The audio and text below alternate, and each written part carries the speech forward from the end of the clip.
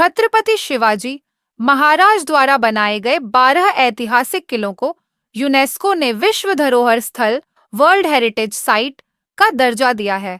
इनमें से 11 किले महाराष्ट्र में हैं और एक किला जिंजी का किला तमिलनाडु में स्थित है। यह न सिर्फ महाराष्ट्र के लिए बल्कि पूरे भारत के लिए गर्व का विषय है। इससे यह स्पष्ट होता है कि शिवाजी महाराज का स्वराज्य का विचार केवल महाराष्ट्र तक सीमित न था, बल्कि वह दक्षिण भारत तक भी पहुंचा था। लेकिन यह गौरव केवल उत्सव मनाने तक सीमित नहीं रहना चाहिए। यह सरकार और जनता दोनों के लिए एक बड़ी जिम्मेदारी है।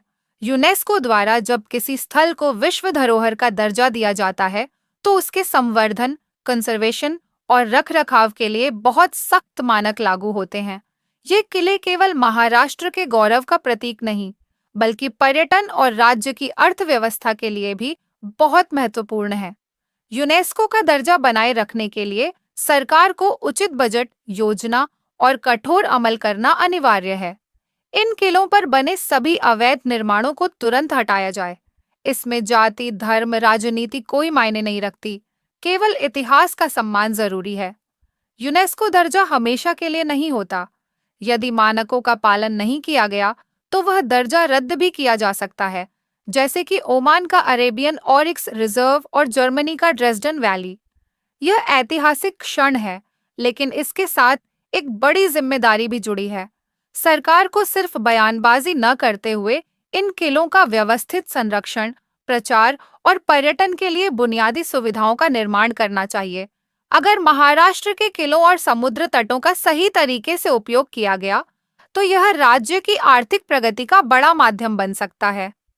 छत्रपति शिवाजी महाराज के किले हमारी धरोहर हैं। उनका संरक्षण ही सच्ची श्रद्धांजलि है। Let me congratulate the India on behalf of the entire committee for the inscription of this property on the World Heritage List. India, you have the floor for a brief 2-minute statement. Thank you. Thank you, Mr. Chair.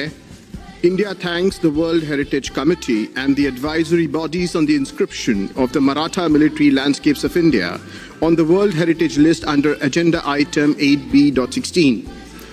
This is a historic day, not only for India, but especially for the Marathi people all over the world. The rich cultural heritage of the Marathas has been honored by the recognition of its outstanding universal value by the international community. I end with a Marathi phrase, Jai Bhavani, Jai Shivaji.